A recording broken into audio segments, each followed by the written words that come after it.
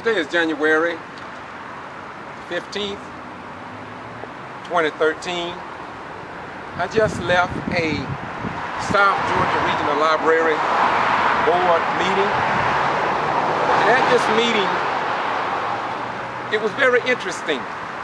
First of all, it leads into a video that I put together to keep the general public informed on the issues. We know that citizens have a right to know what takes place at public meetings here in Valdosta, Lowndes County, in the state of Georgia. The meeting today was conducted, and I noticed that they have prepared a square 7 feet by 4 feet wide. It is almost large enough to fit a tripod such as this, which is approximately 4 feet wide. But if WCTV came to the meeting, ABC, Fox, and of course WALB, they all couldn't fit into that square. So once again, it seems to me that, as you will see, that the old 1860 charter mentality to suppress, control, and abate the citizens, not to inform, but to keep us ignorant. Now, you will hear on the video, or you will hear some parts, but a lot you will not hear. Because number one, they don't have mics. Number two, they speak extremely low, as if they are speaking to the person next to them. You will also see that they have a podium there for citizen participation. But if a citizen walked up to the podium, they would be talking to at least 7 board members' head. And I mean to the back of their head. I talked to Miss Lindsay at a earlier meeting that maybe they need a U-shape. You know, kind of like the city council, or kind of like the county commissions, or kind of like Whitman, or kind of like some other progressive governments, wherein they're more friendly to the general public. In addition to that, I noticed that the fan was running, which creates noise. Yet, a couple of ceiling fans was not on. If they were to cut that fan off, it would be much quieter in the room. And citizens attending this particular meeting would know more and could hear better of what is going on in their beloved community. And so, if you cannot hear what is being said at the regional library meeting, it's because it seems as if though it was done by design so the general public could not hear what is being said. And personally, in the state of Georgia, I read about open government. I know that as a retired military veteran, we pride ourselves as a nation to be a government of law, wherein citizens have a right to interact with the leaders that carries on the affairs of the tax-paying citizen that keeps these facilities and institutions alive and open. And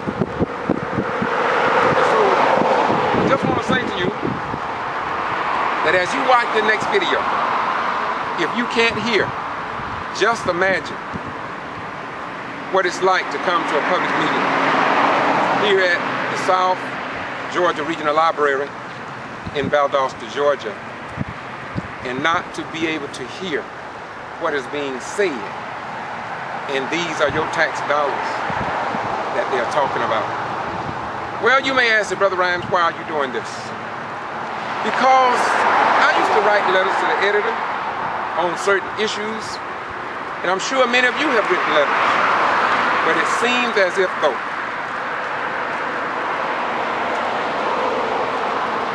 Well, watch this video of a meeting in Valdosta, Lowndes County,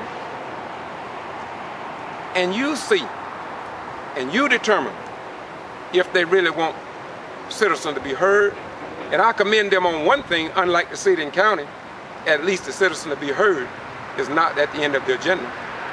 Let's watch.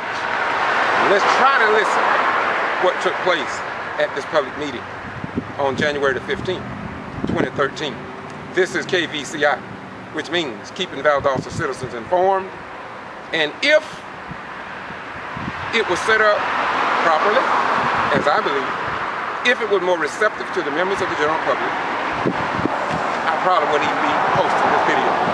But there is something that must happen here in our community, and we must ensure that citizen participation is respected in the same manner as our sons and daughters who fight on foreign battlefields to protect the rights and privileges of people in foreign nations. And should not we ensure that our rights are protected as well? Listen, please, if you can.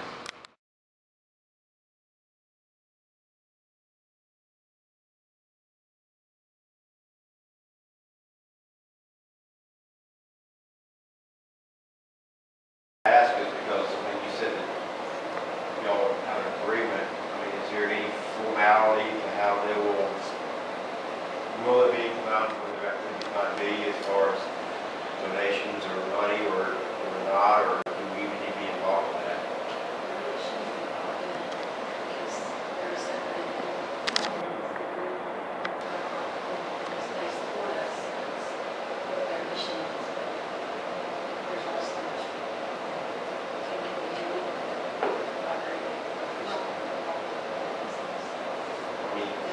I went to see them for a reason because we were concerned about what they had not done in the past.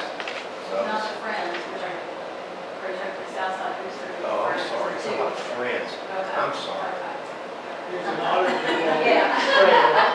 That's why I'm here on the end. Yeah. If you leave, just There's an auditable trail for what we get from the friends. And we need the same thing. right, the Southside. That's why we had to meet on the Southside to make sure that was happening. So, but they have agreed. Again, she makes requests just like Stephanie was saying, when the library makes requests to the friends, when the request is made for the Southside libraries or boosters, and we have Kelly administratively just said that she wanted to have a record of financial transactions. That's fine. Still be, 5 years from now saying, what's going on now? Why do we have a why do we encourage, maybe we don't encourage, why do we have a separate 501c3 for Southside, which is an artificial entity, it's a complete separate legal entity, with its own tax ID. Is that just something that they've always had, and why do we encourage, Lakeland doesn't have a separate, We did it one time, but, we decided Friends was so wonderful. Most of it became free. is that something Southside wants to do? They say we're going to do this, and Well, the boosters seem to want to do that, and it's been around for about, from my understanding, about 15 years. Right. Another hunter initially started it, I think. Not really, not right at all. That So, was the Southside Library and some of the meetings that are necessary. And some activities and things they want to do in that area. it's time going to take a look at their documentation when they reorganize. Make sure that, I'm assuming that they will be specifically to support the Southside branch, which is an entity of us. So it seems like it's kind of the Southside branch is us, part of us, and yet they've got their own support system through the 501c3. It seems like a redundant circle. Wouldn't have to do it if we funnel through covers. Yeah, they're going to begin funneling If we put it that way, they wouldn't the have to do main it. office now. And we, on the other hand, have a foundation. We're a separate we have a Friends of the Library with a separate tax ID number, and we have a Southside branch with a separate tax ID number. All of which theoretically are supporting the South Georgia Regional Library system, correct? Southside government is calling to support the Southside. That's, I guess, partial politics. Politics is what it is. And it's, I mean, I think it's also to point out the Friends supports the whole other branches. Not just the branch, but basically every branch. Well, Ray and Stephanie, what's the distinction in y'all's minds between the foundations? I assume the Friends of the Library is more operational help assistance as opposed Programs to and administrations. the foundation, Ray, is more of a big picture. Yeah, foundation grants, deferred gifts, wills, estates, Except that the Friends really is direct, gifts. direct calls to a corporation for good. Because the foundation.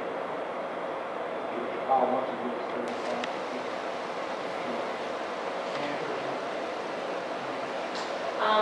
It's really kind of outside.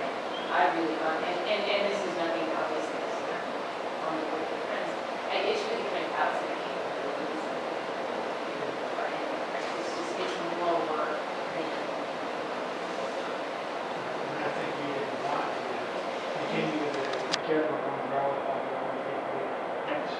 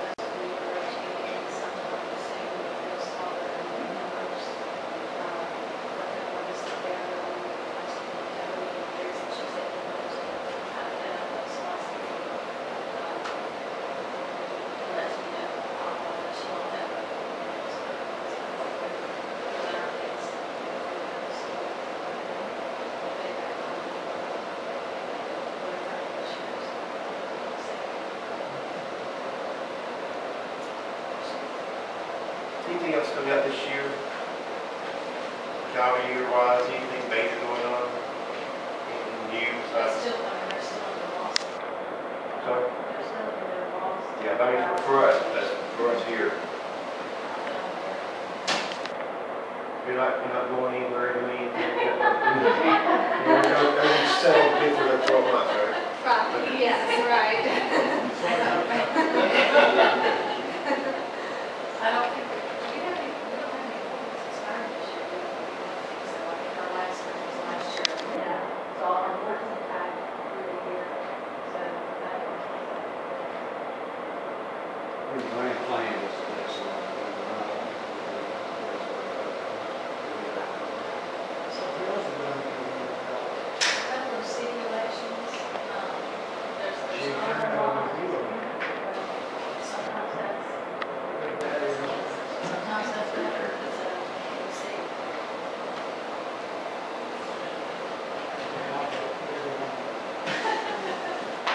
There we go. Maybe this is the one to the room.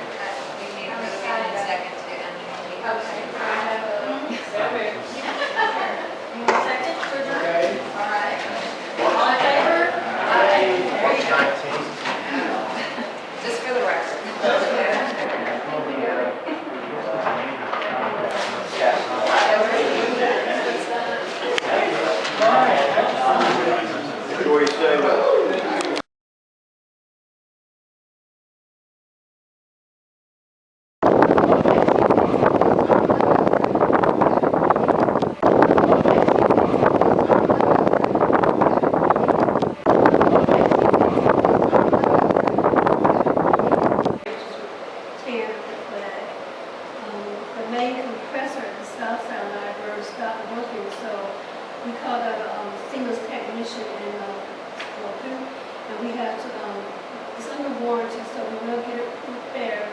And SGR only has to pay for the labor this time. We have an issue with the outside wall outlet. We have patrons, not patrons, I guess the citizens just come by and plug in their computers and their cell phones. We had somebody plug in their iron or whatever.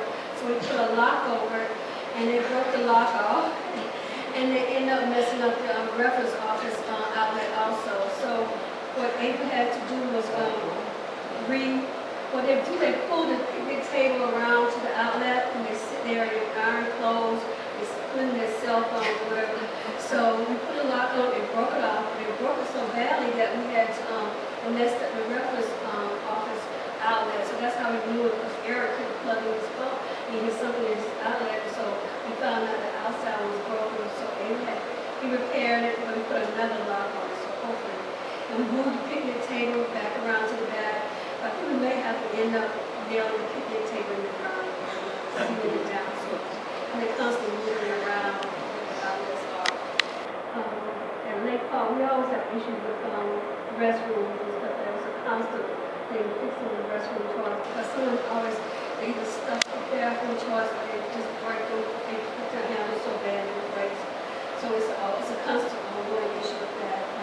At G.B.R, we're still trying to get some lights on the parking lot repair, but we're waiting for Jordan Powell to come out and make those repairs. And the maintenance staff also worked on the pilot program that we made for Valdosta City Stadium, where they put up, she put up a display, and we had to put it up and take it down. And also they worked on snow. In regards to the IT report, we pretty much used up all of our E-rate credits for 2012 that came in. We received around $18,000. We used that up, and now Sean is working on E-rate credits for 2013. They're going to break out to the library. We replaced 2 copiers in the main library with Coastal machines. Sean is constantly doing working with Team Viewer. He can remotely repair computers using Team Viewer. Lowndes County Commissioner donated a lot of old parts, old computers, and Sean used the parts for to upgrade our computers here. We heard from the Unique is doing really well. Right now, a lot of people are turning in their materials as opposed to being finding the material and they're returning the materials to us. So we've done quite well with that. Sean has been attending all the state coordinators training. The last one he attended was on November 15, and now he's a certified safety coordinator, and that ended up reducing our ACC premium, so the customer upgraded, he's a certified ACC safety coordinator. From FOL, we bought the new scanners, and Sean installed all the desktop scanners here at Maine, and also he was working with Steven in the south side to get that compressor repair. What they had to do is rework the system so we could put heat on and the AC on and everything. Any questions?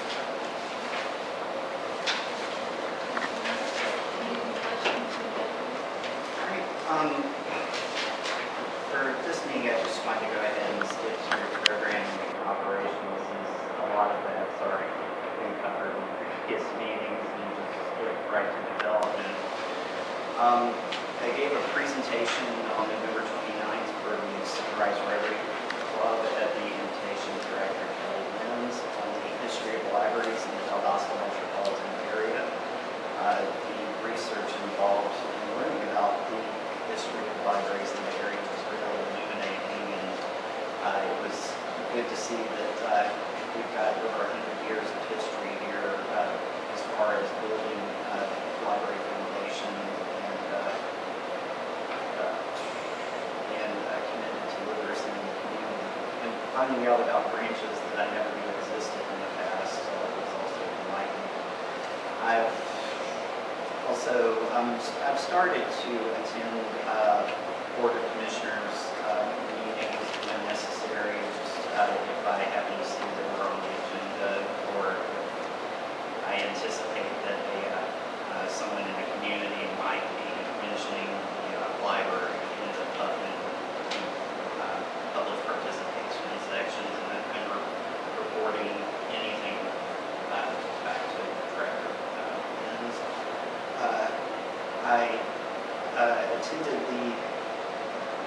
Chamber of Commerce is conducting business after hours with Director Lynn and Assistant Director Golding on on December 13th. It was a good opportunity to get out and meet members of the community that I don't often get to meet from inside the library, and just to let members of the community know that we are here and we are out in the community.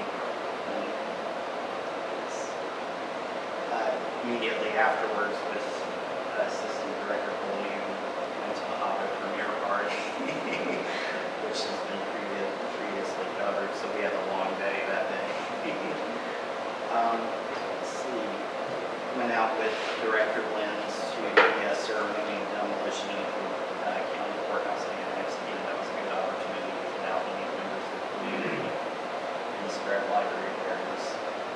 On January 9th, we were notified that we received a National Endowment for the Humanities grant on bridging cultures. The collection is specifically related to topics on Islam, and from art to literature to religion itself.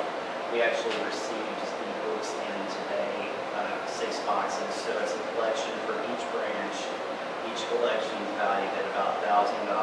So this National Endowment for Humanities grant brought $6,000 worth of materials into the system, which we otherwise would not have purchased. By receiving this grant, we are also eligible to apply for a $4,500 programming grant, which would allow us to bring in a more well-known scholar, such as out of University of Georgia. They have a part of the collection was a book on poetry from the Sufi poet Rumi, and they have a Rumi scholar up at UGA that's published several well-received books in that sort of field. So contacts within the community, for instance, with the Muslim Cultural Center, have already been made, and members of the Philosophy and Religious Studies program, which I'm one that I've also been contacted, and they're definitely really interested in the online subscription to the Oxford Islamic Studies, because that gives them journal access that we otherwise cannot purchase and is not available through Moody. As far as web analytics, one thing that I want to address when it comes to social networking in the library is Facebook has altered the way that businesses can communicate with their fans. So numbers, when you look at hard numbers, this time last year, if I made a post, you might see that 800 people had viewed it. The way they've changed it is that now you have to basically pay to play. So for $10, 800 people can view it. For free, 100 people can view it. So one thing that's been suggested in various library marketing websites that I've visited, as well as webinars, is that start approaching Facebook like regular people approach it. Use memes or animated GIFs that are funny and eye-grabbing, and by doing that, you're better relating to your fan base. And that's why I added the virality statistics. Even though 189 people viewed on our page, don't forget Snow Day tomorrow, it had a 45.5% virality. The reason for that is because we had in excess of 30 people sharing that post. So when they shared it, it went to 30 other pages for view. So even though 100 people on our page viewed it, over 1,000 people ended up viewing it. So unless we're willing to start paying, which we can't afford to pay, we're going to have to move into that realm of social media marketing.